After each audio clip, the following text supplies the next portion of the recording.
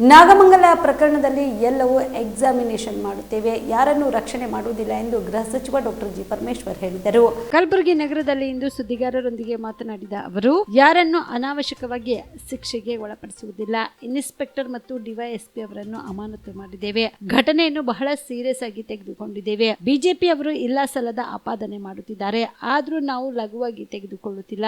ನಾನು ಆಕಸ್ಮಿಕ ಹೇಳಿರುವುದು ಹೇಗೆ ಬೇಕಾದ್ರೂ ಟ್ವೀಟ್ ಮಾಡುತ್ತಾರೆ. ಇನ್ನು ಶಾಸಕ ಮುನಿರತ್ನ ಬಂಧನ ವಿಚಾರವಾಗಿ ಮಾತನಾಡಿದ ಸಚಿವರು, ದೂರು ಯಾವಾಗ ಕೊಟ್ಟರೋ ಆವಾಗ ಪೊಲೀಸರು ಅರೆಸ್ಟ್ ಮಾಡಿದ್ದಾರೆ. ದರ್ಶನ್ ಸಂದರ್ಭದಲ್ಲಿ ಆದ ಪ್ರಕರಣದ ಬಗ್ಗೆ ವರದಿ ತೆಗೆದುಕೊಂಡು ಬೇರೆ ಬೇರೆ ಕಾರ್ಯಗೃಹಗಳಿಗೆ ವರ್ಗಾವಣೆ ಮಾಡಿದ್ದೇವೆ. ದರ್ಶನ್ ಫಾಸ್ಟ್ ಟ್ರ್ಯಾಕ್ ಕೋರ್ಟ್ ಬಗ್ಗೆ ಸಚಿವ ಸಂಪುಟದಲ್ಲಿ ನೋಡುತ್ತೇವೆ. ಆ ಸಬ್ಜೆಕ್ಟ್ ಬರೋದು ಡೌಟ್, ಬಂದ್ರೆ ನೋಡುತ್ತೇವೆ ಎಂದರು.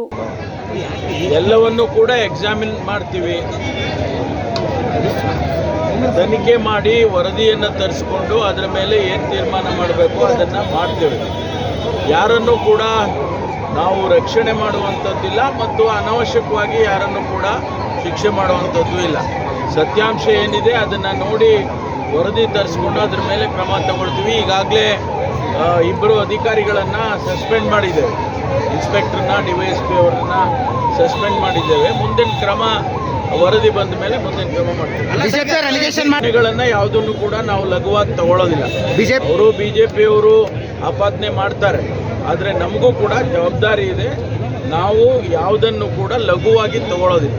ಸರ್ಕಾರ ತನಿಖೆ ಆಗ್ಬೇಕಲ್ಲ, ತನಿಖೆ ಆದ್ಮೇಲೆ ಅದು ಕೂಡ ಬಂದ್ರೆ ಹೊರಗಡೆಯಿಂದ ಯಾರೋ ಬಂದಿದ್ರು ಗಲಾಟೆ ಮಾಡಿದ್ರು ಅಂತ ಹೇಳಿ ತನಿಖೆಯಲ್ಲಿ ಬಂದ್ರೆ ಅದನ್ನು ಕೂಡ ನಾವು ಎಕ್ಸಾಮಿನ್ ಮಾಡಿ ಕ್ರಮ ತಗೊಳ್ತೀವಿ. ನಿಷೇಧಿತ ಪಿಎಫ್ಐ ಸಂಘಟನೆ ಕಾರ್ಯಕರ್ತರು ಕೂಡ ಅದರಲ್ಲಿ ಭಾಗಿಯಾಗಿದ್ದಾರೆ. ಅವ್ರು ಬಂದು ಇಲ್ಲೇ ಉಳ್ಕೊಂಡು ಕೂಡ ನೋಡಿಲ್ಲ ಆದ್ಮೇಲೆ ಗೊತ್ತಾಗುತ್ತೆ. ಅಲ್ಲ, ಒಂದು ಹೇಳಿಕೆ ಇತ್ತಲ್ಲ ಸರ್, ಆಕಸ್ಮಿಕ ಅನ್ನುವಂತ ಹೇಳಿಕೆನೇ ಈಗ ಆಕಸ್ಮಿಕ ಅದನ್ನ ನೋಡಿ, ಅದನ್ನ ಹೇಗೆ ಬೇಕಾದ್ರೂ ಟ್ವಿಸ್ಟ್ ಮಾಡ್ತಾರೆ.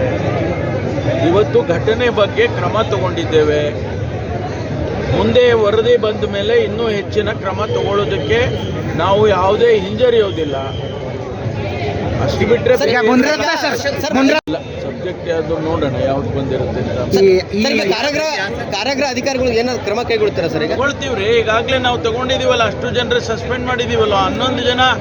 11 ಜನ ಹಿರಿಯ ಅಧಿಕಾರಿಗಳನ್ನು ಸೇರಿ ಸಸ್ಪೆಂಡ್ ಮಾಡಿದ್ದೀವಿ ಸರ್. ಲಾಂಗ್ ಮೊಬೈಲ್ ನೋಡ್ತೇನೆ ಯಾರು ನಾಗಮಂಗಲ ಕೇಸಲ್ಲಿ ಕರ್ನಾಟಕ ಸರ್ ಲಾಂಗ್ ಟರ್ಮ್ ಅಂದರೆ ಒಂದು ದೀರ್ಘಾವಧಿ ಕೋರ್ಸ್ ಇದು. ಈ ಲಾಂಗ್ ಟರ್ಮ್ನ ನಾವು ರಿಪೀಟರ್ ಕೋರ್ಸ್ ಅಂತಲೂ ಕರಿತೀವಿ.